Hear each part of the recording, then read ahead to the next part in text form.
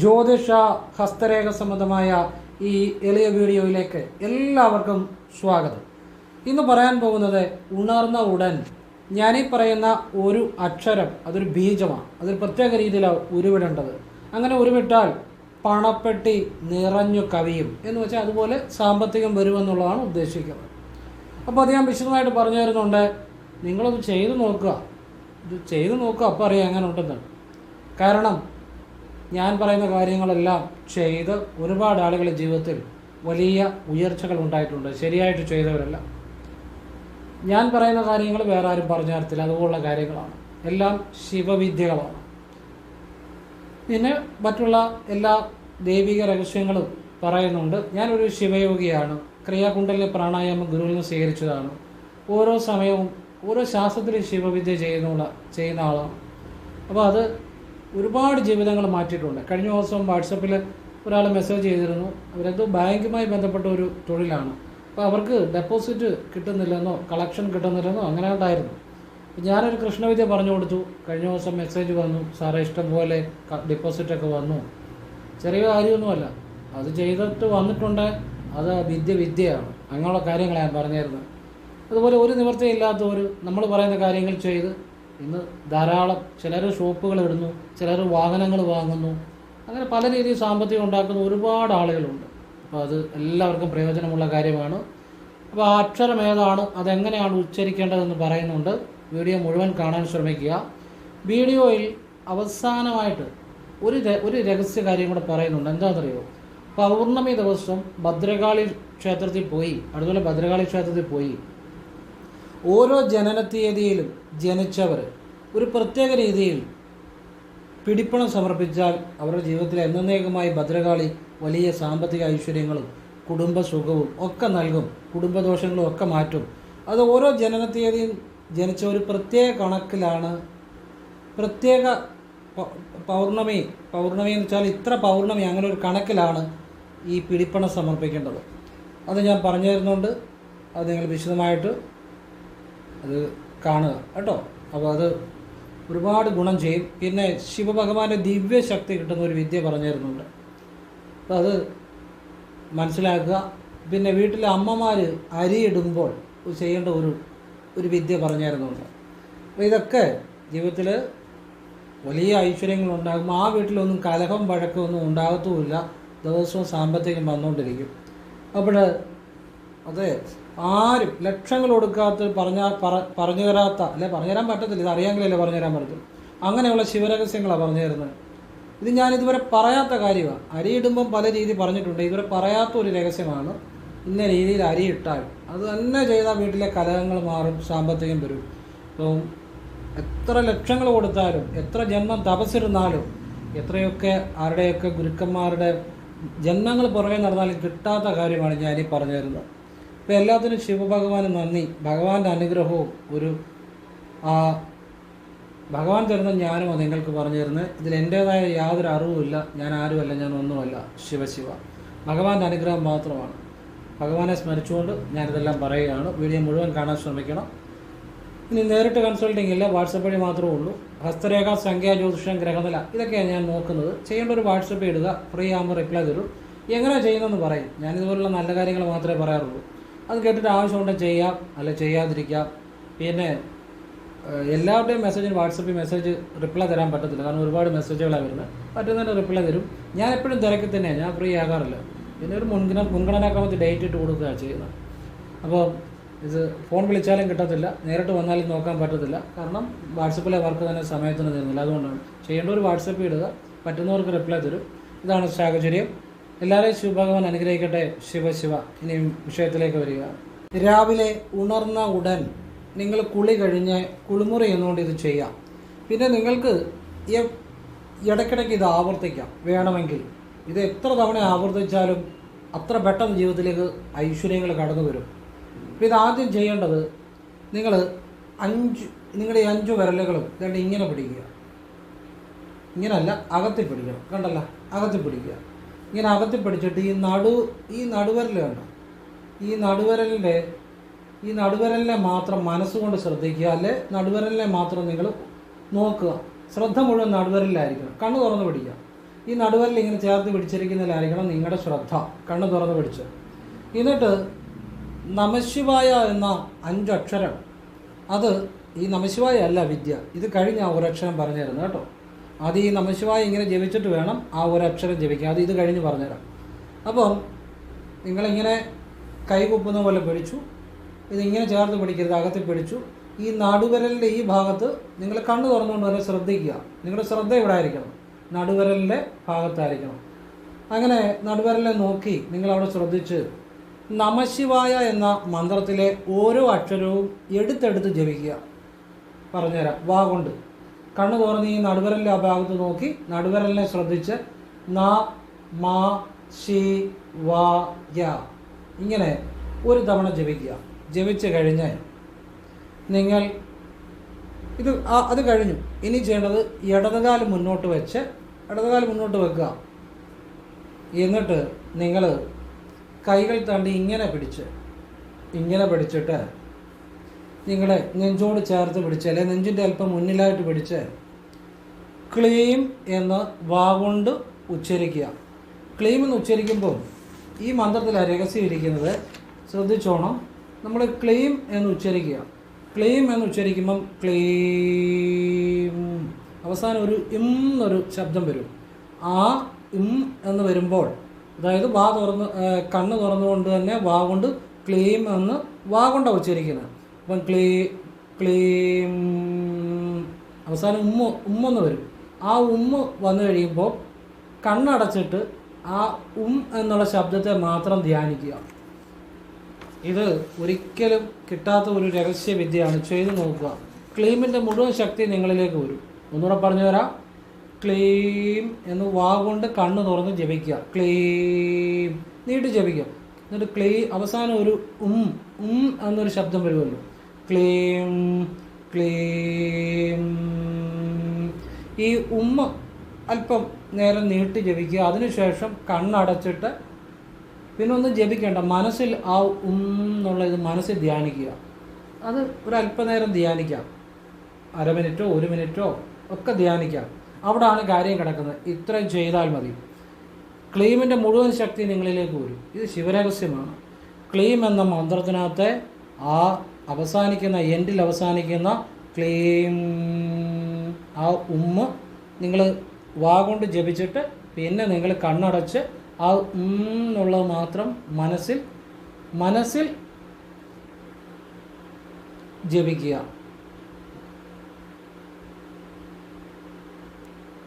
ആ വിദ്യ അപ്പോഴാണ് ആ ക്ലീമിൻ്റെ വശ്യം നിങ്ങൾ ചെയ്ത് നോക്കിയോ. ഒരു തവണ ചെയ്താൽ മതി. നിങ്ങൾക്ക് അതുവരെ നിങ്ങളെ കണ്ടിട്ട് മിണ്ടാതെ പോകുന്ന പരിചയമുള്ള ചിലർ ഇങ്ങോട്ട് കയറി മിണ്ടും, നിങ്ങളെ ഇങ്ങോട്ട് കയറി സഹായിക്കും. സാമ്പത്തികം ഇഷ്ടം പോലെ നിങ്ങളിലേക്ക് വരും. നിങ്ങൾ ചെയ്യുന്ന കാര്യങ്ങളെല്ലാം വിജയിക്കാൻ തുടങ്ങും. നിങ്ങൾക്ക് എപ്പോഴും സന്തോഷമായിരിക്കും. ഇത് ശരിയായിട്ട് ചെയ്താൽ, ഇത് ചെയ്തു കഴിഞ്ഞ് നമ്മൾ ശരിയായോ എന്ന് ചിന്ത പാടില്ല. അങ്ങനെ ഉണ്ടെങ്കിൽ അത് ഫലം കിട്ടണമെന്നില്ല. നമ്മൾ ചെയ്തു മറന്നു. ഇത് രാവിലെ ചെയ്യാം. പിന്നെ നിങ്ങൾക്കൊരു കടയുണ്ടെങ്കിൽ ആ കടയിൽ ചെന്ന് ചെയ്യാം. ഫ്രീ ആയിട്ടിരിക്കുമ്പോഴൊക്കെ ഇടയ്ക്കിടയ്ക്ക് ഇത് ചെയ്യാം. ഇത് നിന്നോണ്ടോ ഇരുന്നോണ്ടോ ചെയ്യാം, അതിനകത്ത് കുഴപ്പമില്ല കേട്ടോ. ആദ്യം നമശിവായുടെ വിദ്യ ചെയ്തിട്ടേ ചെയ്യാവുള്ളൂ. അതാണ് അതിൻ്റെ രഹസ്യം. അപ്പോൾ ക്ലീം എന്ന മന്ത്രം ഇങ്ങനെ ജപിച്ചാൽ ഇതാരും ഒരിക്കലും നിങ്ങൾക്ക് പറഞ്ഞു തരത്തില്ല. ഇതൊക്കെ ശൈവ സിദ്ധവിദ്യകളാണ്. ഇത് ഒരാൾ പറഞ്ഞു തരത്തില്ല. ഈ മന്ത്രത്തിൻ്റെ ഈ രഹസ്യം ആ എന്നുള്ള അതിൻ്റെ അകത്താണ് സർവശക്തി ഇരിക്കുന്നത്. ആ മന്ത്രത്തിൻ്റെ ശക്തി അവിടെ. അപ്പോൾ അതിനെ ധ്യാനിക്കുമ്പോഴാണ് ആ മന്ത്രത്തിൻ്റെ ശക്തി നിങ്ങളിലേക്ക്, ആ ക്ലീം എന്ന ബീജമന്ത്രത്തിൻ്റെ ശക്തി വരുന്നത്. അപാരമായ സാമ്പത്തികം, വശ്യം, ഇത് നിത്യേന നിങ്ങൾ ചെയ്യുക. രാവിലെ കുളി കഴിഞ്ഞ് കുളിമുറിയിൽ നിന്ന് കിഴക്കോട്ട് തിരിഞ്ഞ് നിന്ന് തല തോർത്തി കഴിഞ്ഞ് ചെയ്യാം. വിളക്കിൻ്റെ മുന്നിൽ നിന്ന് ചെയ്യാം. നിങ്ങൾ സന്ധ്യയ്ക്ക് ചെയ്യാം. നിങ്ങൾ ഫ്രീ ആയിട്ടിരിക്കുമ്പോഴൊക്കെ ഇടയ്ക്കിടയ്ക്ക് ചെയ്യാം. ഇത് ചെയ്യുമ്പോൾ കഴിവതും ആരും കാണാതെ ചെയ്യുകയാണെങ്കിൽ ഫലം കൂടുതലാണ്. എന്നുവെച്ചാൽ വെളുപ്പിന് എഴുന്നേറ്റ് ചെയ്യുകയാണെങ്കിൽ അധികം ആളുകൾ ശ്രദ്ധിക്കത്തില്ല. ഓഫീസിലാണെങ്കിലും ആരും കാണാതെ ചെയ്യണം. അത് കുളിമുറി കയറിയിട്ട് ചെയ്താലും കുഴപ്പമൊന്നുമില്ല. അല്ലെ നിങ്ങളുടെ ആരും കാണാതെ ചെയ്യുമ്പോഴാണ്. ഇപ്പോൾ വീട്ടിൽ നിങ്ങൾ ചെയ്യുന്നു, നിങ്ങൾ വെളുപ്പിന് എഴുന്നേറ്റ് അങ്ങ് ചെയ്തോണം. അപ്പോൾ ഈ കുളിമുറി ഇന്നുകൊണ്ട് ചെയ്താൽ ആരും കാണത്തില്ല. വിളക്കിൻ്റെ മുന്നിൽ നിന്നാണെങ്കിൽ വെളുപ്പിനെ അങ്ങ് ചെയ്തോണം. ഇത് മറ്റുള്ളവർ കണ്ടുകൊണ്ട് കുഴപ്പമൊന്നുമില്ല. പക്ഷെ കാണാതെ ചെയ്താൽ അപാരമായ അതിൻ്റെ ഒരു അനുഗ്രഹം ഉണ്ടാകും. ഒരു അത്ഭുത വിദ്യ, ഇതൊരു രഹസ്യ വിദ്യ. ഇങ്ങനെയുള്ള വിദ്യകളൊക്കെ ഇപ്പം അധികം മറ്റുള്ളവർ കാണാതെ ചെയ്യുമ്പോഴാണ് അതിന് പെട്ടെന്ന് ബലം ഉണ്ടാകും. അതാണ് അതിൻ്റെ ഒരു രഹസ്യം. അപ്പോൾ ഇത് നിങ്ങൾ പ്രയോജനപ്പെടുത്തുക. ഇത് ലക്ഷങ്ങൾ കൊടുത്താലും കിട്ടാത്ത കാര്യമാണ്. 27 നക്ഷത്രക്കാർക്കും ചെയ്യാം, ആർക്കും ചെയ്യാം. ഇത് എത്ര വില കൊടുത്താലും കിട്ടാത്ത കാര്യമായി പറഞ്ഞു തരുന്നത്. ഇതിൻ്റെ വില നിങ്ങൾക്ക് മനസ്സിലാകുമോ എന്ന് എനിക്കറിയത്തില്ല. അത് ചിലർ മനസ്സിലാകുന്നവർ, അത് ഞാൻ പറയുന്ന പല കാര്യങ്ങളും ജീവിതത്തിൽ പ്രയോജനപ്പെടുത്തിയിരിക്കുന്നവർ ഉറപ്പായിട്ടും അവരുടെ ജീവിതം അടിമുടി മാറും, ഒരു സംശയം വേണ്ട. അവരുടെ ജീവിതത്തിൽ എല്ലാ കാര്യങ്ങളും അപാരമായ ഒരു വശ്യം, സമ്പത്ത് എന്ന് വേണ്ട എല്ലാ മാറ്റങ്ങളും ഉണ്ടാകും, ഒരു സംശയം വേണ്ട. അപ്പോൾ ഇത് ഇങ്ങനെ തന്നെ ജപിക്കുക. ഇപ്പോൾ ഒരു ഗുരുമുഖത്തു നിന്ന് കിട്ടുന്ന പോലെ വിചാരിച്ചാൽ മതി, ഒരു ഗുരു പറഞ്ഞു തരുന്നതായിട്ട് വിചാരിച്ചാൽ മതി. ഒരു ദീക്ഷ എന്ന് പറഞ്ഞാൽ ഒരു ഗുരുവിൻ്റെ അടുത്ത് നിന്ന് മാത്രമല്ല, ഒരു ഗുരുവിനെ ദൃഷ്ടി, അല്ലെ ഒരു ഗുരുവിൻ്റെ ശബ്ദം, എൻ്റെ ശബ്ദം നിങ്ങൾ കേൾക്കുന്നു, അതിലൂടെ ആ അനുഗ്രഹം, ആ വിദ്യ നിങ്ങൾക്ക് കിട്ടും. അതും ഒരു ദീക്ഷ തന്നെയാണ്, ഒരു അനുഗ്രഹം തന്നെയാണ്. മനസ്സിലാകുന്നുണ്ടോ? എൻ്റെ ആ ശബ്ദമാകുന്ന ആ എനർജി നിങ്ങൾ കേൾക്കുന്നുണ്ടെങ്കിൽ അതിലൂടെ കിട്ടുന്ന ഒരു ദീക്ഷയാണ്, ആ വിദ്യ നിങ്ങൾക്ക് തരികയാണ്. അത് പരമേശ്വരൻ്റെ നാമത്തിൽ എല്ലാവരും നല്ല രീതിയിൽ എല്ലാവർക്കും പ്രയോജനപ്പെടട്ടെ, നല്ല കാര്യങ്ങൾക്ക് വേണ്ടി മാത്രം ഉപയോഗിക്കുക, നന്മ ഉണ്ടാകട്ടെ എന്ന് ഞാൻ പരമേശ്വര എന്ന് ഞാൻ പ്രാർത്ഥിക്കുന്നു, ഭഗവാനോട് പ്രാർത്ഥിക്കുന്നു. ഇനിയും ശിവഭഗവാന്റെ ദിവ്യശക്തി കിട്ടാനുള്ള ഒരു വിദ്യ പറഞ്ഞുതരാം. ഇനിയും പറയാൻ പോകുന്നത്, ഇത് ചെയ്താൽ നിങ്ങൾക്ക് ടെൻഷൻ മാറും, നിങ്ങൾക്ക് ഏറ്റവും കൂളായിരിക്കും, നിങ്ങൾ ഏറ്റവും സന്തോഷവാനായിരിക്കും, നിങ്ങളെ ആർക്കും വിഷമിപ്പിക്കാനും പറ്റത്തില്ല, നിങ്ങൾക്ക് അപാരമായ ഒരു സന്തോഷമായിരിക്കും എപ്പോഴും. ആ ഒരു വിദ്യ പറഞ്ഞുതരാം. അത് മറ്റൊന്നുമല്ല, നിങ്ങൾ ശിവോഹം എന്ന് ജപിക്കുക, വാ കൊണ്ട് ജപിക്കണം. ശിവോഹം ഇത് പടിഞ്ഞാട്ട് തിരിഞ്ഞു നിന്ന് ചെയ്യണം, അതാണ് അതിൻ്റെ രഹസ്യം കേട്ടോ. പടിഞ്ഞാട്ട് തിരിഞ്ഞു നിന്ന്, ഓരോന്നിനും ഓരോ വിദ്യയ്ക്കും ഓരോ രഹസ്യമുണ്ട്. അതറിയുന്നവനെ അത് കിട്ടത്തുള്ളൂ, അതറിയുന്നവനെ അതിന് ബലം കിട്ടത്തുള്ളൂ. അപ്പോൾ ഇത് അങ്ങനെയുള്ള കാര്യങ്ങളാണ്, എല്ലാം ശിവൻ്റെ വഴിയാണ്.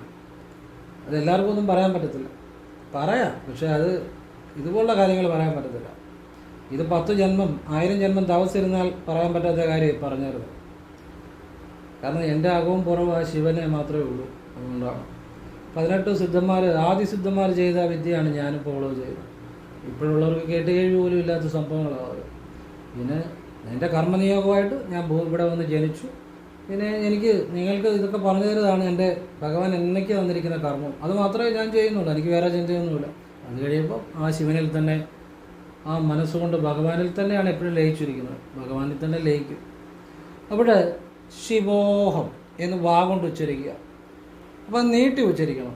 ശിവോഹം ശിവോഹം ശിവോഹം. അതിൽ അവസാനം ഹം എന്ന് പറയുമ്പോൾ ആ ഹം എന്ന് നമ്മൾ വാ കൊണ്ട് ഉച്ചരിച്ച് കഴിഞ്ഞ ശേഷം കണ്ണടച്ച് ആ ഹമ്മെന്ന് മനസ്സുകൊണ്ട് ജപിക്കുക. ഹം. അപ്പോൾ അത് ശിവോഹം ശിവോഹം.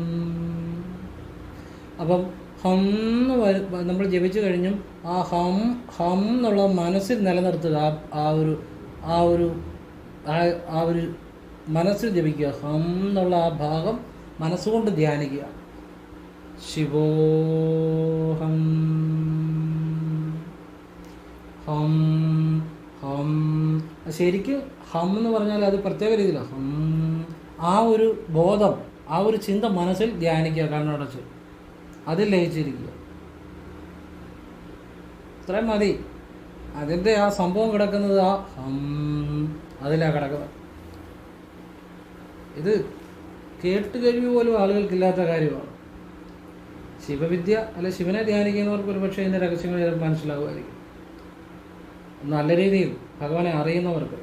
ഞാൻ ഓച്ചിറയിരുന്നപ്പോൾ എനിക്ക് ഭഗവാന്റെ ഒരു അനുഭവം ഉണ്ടായതാണ്. ഭഗവാനെ എനിക്ക് അനുഭവം ഉണ്ടായതാണ്. അങ്ങനെ ഉള്ളവർക്ക് ചിലപ്പോൾ ഈ വിദ്യകളെ മനസ്സിലാകുമായിരിക്കും. അല്ലാത്തവർക്കൊന്നും കേട്ട് കഴിവ് പോലും കാണത്തില്ല. നിങ്ങൾ ചെയ്ത് നോക്കുക. നിങ്ങളിലേക്ക് അപാരമായ ഭഗവാന്റെ ദിവ്യശക്തി, മനസ്സിന് സന്തോഷം, സമാധാനം, നിങ്ങൾക്ക് ഭഗവാന്റെ വലിയ അനുഗ്രഹങ്ങൾ ഉണ്ടായി വരും. ശിവോഹം. ഈ ശിവോഹം എന്ന് ജപിച്ച് വാ കൊണ്ട് ജപിച്ച് കഴിഞ്ഞും ഹം ഹം എന്നുള്ളത് മനസ്സിൽ ആ ധ്വനി നിലനിർത്തുക, മനസ്സുകൊണ്ട് അത് ജപിക്കുക, ഹം, അതിൽ ലയിച്ചിരിക്കുക. അപ്പം ഇത് പരമമായ ഒരു വിദ്യയാണ്. ശിവോഹം എന്ന് വെച്ചാൽ എന്താണെന്നറിയോ? I am Shiva, you are Shiva, all things are Shiva. ഞാൻ ശിവൻ, നിങ്ങൾ ശിവൻ, കാണുന്ന ശിവൻ, കേൾക്കുന്ന ശിവൻ, എല്ലാം ശിവനാണ്, എല്ലാം ശിവനുള്ളിലാണ്, ശിവനല്ലാതെ യാതൊന്നുമില്ല. ദാറ്റ്സ് ഓൾ കേട്ടോ. Very simple. അതാണ് ശിവോഹം. അപ്പോൾ ഇത് ചെയ്തോളുക, സങ്കടങ്ങൾ മാറും, സന്തോഷമുണ്ടാകും, ഭഗവാൻ കൂടെ ഉണ്ടാകും. പറഞ്ഞ് മനസ്സിലാകും? ഭഗവാൻ കൂടെ ഉണ്ടാകും, അത്രയേ ഉള്ളൂ, വേറെ കാര്യമൊന്നുമില്ല. നിങ്ങളെ ആർക്കും ഒന്നും ചെയ്യാൻ പറ്റത്തില്ല. ഇനിയും പറയാൻ പോകുന്നത്, വീട്ടമ്മമാർ രാവിലെ എഴുന്നേറ്റ് അരി ഇടുന്ന, ഇപ്പം വീട്ടിൽ ഈ അരി വെക്കുന്നതൊക്കെ വളരെ കുറവായിരിക്കും, എല്ലാം ഫാസ്റ്റ് ഫുഡിന് പുറകെയാണ് നടക്കുന്നത്. വീടുകളിൽ അരിവെപ്പും കാര്യങ്ങളും വളരെ കുറവാണ്. എന്നാലും മിക്കവാറും വീടുകളിലൊക്കെ ഉണ്ടെന്ന് തന്നെയാണ്. പക്ഷേ എന്നാലും കുറച്ചൊരു 10-20% മിക്കവാറും എല്ലാം ഹോട്ടലിൽ നിന്നും അത് ഇതൊക്കെയാണ്. ആ ഒരു രീതിയിലേക്ക് അതിൻ്റെയൊക്കെ അറിയാനുമുണ്ട്. ആശുപത്രിയിൽ ചെന്ന് കഴിഞ്ഞാൽ ഈ ഹോട്ടലിൽ പോകുന്നവർ അല്ലെ ബേക്കറിയിൽ പോകുന്ന ഭക്ഷണം കഴിക്കുന്നു, ആവശ്യത്തിന് കഴിക്കുന്നവർ കുഴപ്പമില്ല. ആവശ്യമില്ലാതെ കഴിക്കുന്നവരൊക്കെ പിന്നെ നേരെ പോകുന്നത് എങ്ങോട്ടാണ്? ആശുപത്രിയിലോട്ട്, മെഡിക്കൽ സ്റ്റോറിലോട്ട്. പോകാതിരിക്കാൻ പറ്റത്തില്ല. അപ്പോൾ ഈ അമിതമായ ഭക്ഷണം കഴിക്കുന്നിടത്ത് പോയി കഴിഞ്ഞാൽ പിന്നെ ആശുപത്രിയിലും മെഡിക്കൽ സ്റ്റോറിലാണ് തിരക്ക് വരുന്നത്. അപ്പോൾ ഈ 2 സ്ഥലങ്ങളിലാണ് ഇപ്പം തിരക്ക് കൂടുതൽ ഞാൻ ശ്രദ്ധിച്ചിട്ട്. 1 ബേക്കറി, ഹോട്ടൽ, 2 മെഡിക്കൽ സ്റ്റോറ്, ആശുപത്രികൾ. അപ്പോൾ ഇത് ആവശ്യമില്ലാതെ ഫുഡ് കഴിക്കുന്നവർക്ക്, ആവശ്യമുള്ളവർക്ക് കഴിക്കുന്നവർക്ക് പ്രശ്നമില്ല. ഇപ്പം ബേക്കറിയിൽ പോയാലോ ഹോട്ടലിൽ പോയാലോ ആവശ്യത്തിന് ഫുഡ് കഴിക്കുന്നവർക്ക് കുഴപ്പമില്ല. ആവശ്യത്തിൽ കൂടുതൽ കഴിക്കുന്നതാണ് ഏറ്റവും വലിയ കുഴപ്പം. അതെന്തെങ്കിലും ആട്ടെ. പിന്നെ ഇപ്പോഴും ഒരു 80% അല്ലെ ഒരു 70% വീട്ടിൽ ഭക്ഷണമൊക്കെ ഉണ്ടാക്കുന്നുണ്ട് എന്ന് തന്നെയാണ് ഞാൻ മനസ്സിലാക്കുന്നത്. ഒരു 10-20-30% വീടുകളിൽ നിന്നൊക്കെ മിക്കവാറും എല്ലാം വെളിയുന്നതായിരിക്കും ഫുഡ്. അപ്പോൾ എന്തായാലും വീട്ടമ്മമാർ എന്ത് ചെയ്യണം? രാവിലെ എഴുന്നേറ്റ് അവർ കുളിക്കാൻ പറ്റുന്നവർ രാവിലെ കുളിക്കണം, അല്ലെ കയ്യും കാലും മുഖമെങ്കിലും കഴുകുക. എന്നിട്ട് അരി, ആദ്യത്തെ 3 കൈ അരി ഇടത് കൈയിലെടുത്ത് ഓം ഐം ശ്രീം ഹ്രീം ക്ലീം നമ. ഓം ഐം ശ്രീം, ഹ്രീം എന്നുള്ള ഹായ കേട്ടോ, ഒന്നുകൂടെ പറഞ്ഞുതരാം. ഓം ഐം ശ്രീം ഹ്രീം ക്ലീം നമ. ഈ മന്ത്രം ഓരോ തവണ ഉച്ചരിച്ച് ഇടതുകാലം മുന്നോട്ട് വെച്ചുകൊണ്ട് ഇത് അരിപ്പാത്രത്തിൽ ഇടുക. അരിപ്പാത്രം എന്നല്ല, നമ്മൾ ചോറ് വെക്കുന്ന പാത്രത്തിൽ, ആ പാത്രത്തിൽ ഇടുക. മനസ്സിലായല്ലോ? ഓരോ തവണ ഇത് ചെയ്യണം. ഇടതുകാലം മുന്നോട്ട് തന്നെ വെച്ചു, അത് മാറ്റണ്ട ഇത് തീരുന്നിടം വരെ. അപ്പോൾ ഇടതുകാലം മുന്നോട്ട് വെച്ച് ആദ്യം 1 കൈ അരി ഇടത് കൈയിലെടുക്കുക. എടുത്ത് ഓം ഐം ശ്രീം ഹ്രീം ക്ലീം നമ എന്ന് ജപിച്ചിട്ട് ഇടത് കൈ കൊണ്ട് തന്നെ ആ ആ ചോറ് വെക്കുന്ന പാത്രത്തിലേക്ക്, ആ വെള്ളത്തിലേക്ക് അരി ഇടുക. അങ്ങനെ 3 തവണ ചെയ്യുക. ഇതൊന്ന് നിങ്ങൾ പരീക്ഷിച്ച് നോക്കൂ ദിവസവും രാവിലെ. ആ വീട്ടിൽ മാറ്റം നിങ്ങൾ തന്നെ ശ്രദ്ധിച്ചു നോക്കുക. വലിയ കാര്യങ്ങളൊന്നും ചെയ്യണ്ട. ആ വീട്ടിൽ സമാധാന, സമ്പത്ത്, ഐശ്വര്യം ഇത് ഒഴിയത്തില്ല. മനസ്സിലായില്ലേ? ലക്ഷങ്ങൾ മുടക്കി കാര്യങ്ങൾ ചെയ്തിട്ടും നടക്കാത്ത കാര്യം ഈ കാര്യം ചെയ്ത് ആ വീടുകളെല്ലാം രക്ഷപ്പെട്ടിട്ടുണ്ട്. നിങ്ങൾക്ക് സ്വയം ചെയ്യാം. നിങ്ങൾ ലക്ഷങ്ങൾ മുടക്കി ചെയ്തിട്ട് പോലും രക്ഷയില്ലാത്ത കാര്യങ്ങൾ ഇതുകൊണ്ട് നടന്നിട്ടുണ്ട്. ഇതൊക്കെയാണ് നല്ല കാര്യങ്ങൾ. ഇങ്ങനെയുള്ള കാര്യങ്ങളാണ് മനസ്സിലാക്കേണ്ടത്. തെറ്റായ അറിവുകളും തെറ്റായ കാര്യങ്ങളുടെ പുറകെ പോയവരാരും ഒരിക്കലും രക്ഷപ്പെട്ടിട്ടില്ല. നല്ല കാര്യങ്ങൾ ഫോളോ ചെയ്യുന്നവർക്ക് എപ്പോഴും അതിൻ്റെ നല്ല ഗുണങ്ങളുണ്ടായിട്ടുണ്ട്. അപ്പോൾ ഇത് നിങ്ങൾ ദിവസം വീട്ടമ്മമാർ രാവിലെ വീട്ടിൽ ചെയ്യുക. ഉറപ്പാണ് വീട്ടിൽ വലിയ മാറ്റങ്ങൾ വരും. വലിയ മാറ്റങ്ങൾ എന്ന് പറഞ്ഞാൽ വലിയ മാറ്റങ്ങളാണ്. അപ്പോൾ ഇത് കയ്യും കാലും മുഖം കഴുകിയിട്ടേ ചെയ്യാവുള്ളൂ കേട്ടോ. ഒരു ജലാംശത്തോടു കൂടി ചെയ്യണം, അപ്പോഴത് ഫലം ഉണ്ടാകുന്നു. അപ്പോഴേ 3 കൈ അങ്ങനെ ചെയ്താൽ മതി. ബാക്കി നിങ്ങൾക്ക് ഇഷ്ടമുള്ള പോലെ കലത്തിലിട എങ്ങനെ വേണേലും. ആദ്യത്തെ 3 കൈ ആ കയ്യും കാലും മുഖം ഒന്ന് കഴുകിയിട്ടേ ഇത് ചെയ്യാവുള്ളൂ. കുളിച്ചാൽ പോലും കയ്യും കാലും മുഖം നനച്ചിട്ടേ ഇത് ചെയ്യാവുള്ളൂ കേട്ടോ. ഇത് വളരെ ഐശ്വര്യങ്ങൾ നൽകും. പടിഞ്ഞാട്ട് തിരിഞ്ഞെന്ന് തന്നെ ചെയ്തു, ധൈര്യമായിട്ട് ചെയ്തു. പടിഞ്ഞാട്ട് തിരിഞ്ഞെന്ന് നല്ല ഐശ്വര്യങ്ങളുണ്ട്. അത് കിഴക്കോട്ടൊന്നും അങ്ങനെ നോക്കട്ടെ, പടിഞ്ഞാട്ട് തിരിഞ്ഞെന്ന് തന്നെ ചെയ്തു, ഒരു കുഴപ്പമില്ല കേട്ടോ. അപ്പോൾ ഇത് ഏതൊരാളുടെ വീട്ടിലും മാറ്റം വരുന്നതാണ്. ചിലർ പറയുന്നുണ്ട്, എന്നാ പറഞ്ഞാലും പറയും, സാറേ ഞങ്ങൾ പാവങ്ങളാണ്. ഇത് കാണാൻ പഠിച്ചു വെച്ചിരിക്കുക. ശരിക്കും എല്ലാവരും പാവങ്ങളാണ്. പക്ഷേ ഇത് എവിടെ ചെന്നാലും സാറേ ഞങ്ങൾ പാവങ്ങളാണ്. അപ്പം അത് അവരുടെ ഒരു മാനസിക പ്രശ്നമാണ്. അല്ല, അവർ പാവങ്ങളൊന്നും ആയിട്ടല്ല. ഇപ്പോൾ ആരും ഒരു വെളിയിറങ്ങി ജോലി ചെയ്യാൻ പോകുന്നവർക്ക് അരി മേടിക്കാനും കാര്യങ്ങൾ നടക്കാനും പറ്റും. പിന്നെ ഇത് ഇങ്ങനെ മനസ്സിൽ പഠിച്ചു വെച്ചിരിക്കുക. അതൊരു തൊഴിൽ പോലെ ഇങ്ങനെ പഠിച്ചു വെച്ചിരിക്കുക. അങ്ങനെ അപ്പം ഇത് ചിലർ പറയും സാറേ ഞങ്ങൾക്ക് അമ്പലത്തിൽ പോയാൽ പോലും ഒരു 10 രൂപയുടെ എണ്ണ മേടിച്ച് കൊടുക്കാനും പോലും നിവൃത്തിയില്ലെന്ന്. സത്യം പറഞ്ഞാൽ അത് വെറുതെ കള്ളത്തരം പറയുന്നത്. അത് എനിക്കറിയാം, പിന്നെ ഞാനൊന്നും പറയാൻ പോകത്തില്ല. കാരണം ഇപ്പോൾ ഏതൊരു വ്യക്തിക്കും വെളിയിൽ എന്ത് പണിക്ക് പോയാലും സുഖമായിട്ട് വീട് കഴിയാനുള്ള പൈസ കിട്ടും, എന്തിനു പോയാലും. അങ്ങനെ പോകുന്നില്ലെങ്കിൽ അത് അവനവൻ്റെ കുഴപ്പമാണ്, അതിന് ഈശ്വരനെ പോലും കുറ്റം പറഞ്ഞിട്ട് കാര്യമില്ല. അപ്പോൾ ഇതെന്തായാലും 1 രൂപ മുടക്കാതെ നിങ്ങൾക്ക് വീട്ടിൽ ചെയ്യാം കേട്ടോ. അതിനുവേണ്ടി കൂടി ഞാൻ പറഞ്ഞു തന്നതാണ്. ഇനിയും ഞാൻ പറയാൻ പോകുന്ന കാര്യം, ഈ പൗർണമി ദിവസം അടുത്തുള്ള ഭദ്രകാളി ക്ഷേത്രത്തിൽ പോകണം. എന്നിട്ട് ഒരു കൈ ചില്ലറ എടുത്ത് ചുമന്ന വട്ടിനകത്ത് പൊതിഞ്ഞിട്ട് നിങ്ങൾ 3 വലത്ത് വെച്ച് സർവ്വമംഗളമംഗല്യം ജപിച്ച് 3 വലത്ത് വെച്ചിട്ട് 3ാമത്തെ വലത്തിന് അമ്മ എനിക്ക് സാമ്പത്തികം നൽകണേ, എനിക്ക് അളവറ്റ ഐശ്വര്യങ്ങളും സാമ്പത്തികവും കുടുംബസുഖവും ആയുരാരോഗ്യ സമ്പൽ സമൃദ്ധിയും നൽകണമെന്ന് നടക്കി വെക്കുക. വെച്ച് കഴിഞ്ഞ് നിങ്ങൾ അമ്മയെ പിന്നെ അതേക്കുറിച്ച് ചിന്തിക്കണം. ഇത് ചെയ്യുന്നത് നിങ്ങൾ ഈ 1, 10, 19, 28 ഈ തീയതികളിൽ ജനിച്ചവരാണെങ്കിൽ 4 പൗർണമി ചെയ്യണം. 4 പൗർണമി ചെയ്ത് നിർത്താം. ഇനി 2, 11, 20, 29 ഈ തീയതികളിലാണ് ജനിച്ചെങ്കിൽ 7 പൗർണമി ചെയ്യണം. ഇവിടെ ഏത് മാസമാണെന്നുള്ള വിഷയമല്ല, തീയതി നോക്കിയാൽ മതി. ഇനിയും ഓരോ പ്രാവശ്യം കുറച്ച് ചുമന്ന പട്ട് അങ്ങ് മേടിച്ച് വെക്കണം, ഒരു 1/2 മീറ്റർ പോലെ. എന്നിട്ട് ഓരോ പ്രാവശ്യം ചെറുതായിട്ട് കട്ട് ചെയ്ത് ഉപയോഗിച്ചാൽ മതി കേട്ടോ. ഒരു പ്രാവശ്യം ഉപയോഗിച്ച പട്ട് പിന്നെ ഉപയോഗിക്കണ്ട, മനസ്സിലാകുന്നുണ്ടല്ലോ. ഇനി 3, 12, 21, 30 ഈ തീയതികളിൽ ജനിച്ചവരാണെങ്കിൽ 12 പൗർണമി ചെയ്യുക. 4, 13, 22, 31 ഈ തീയതികളിൽ ജനിച്ചവരാണെങ്കിൽ 13 പൗർണമി ചെയ്യുക. 13 പൗർണമി ചെയ്ത് നിർത്താം. ഇതൊരു പ്രത്യേക വിദ്യയാണ്.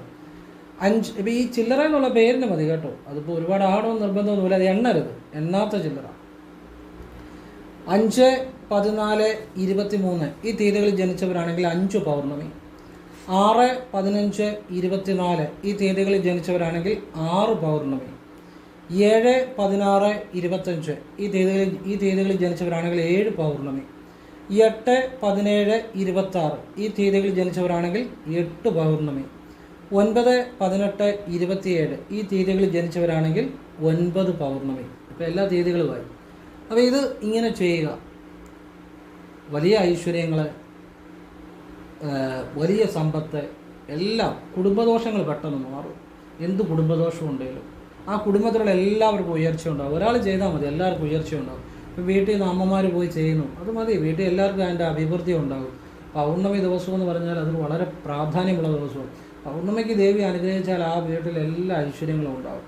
ഇനി നിങ്ങളിത് അവസാനിക്കുന്ന പൗർണമി, ഇപ്പോൾ ഇപ്പം 1, 10, 19, 1, 10, 19, 28 ഈ തീയതികളിൽ ജനിച്ചവർ 4 പൗർണമി ചെയ്തെന്ന് പറഞ്ഞു. അപ്പോൾ അവസാനിക്കുന്ന പൗർണമി 4ാമത്തെ പൗർണമി.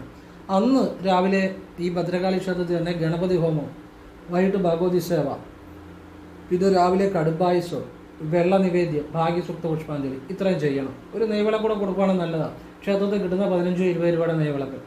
അപ്പോൾ അത് അവസാനിക്കുന്ന ദിവസം ചെയ്യണം.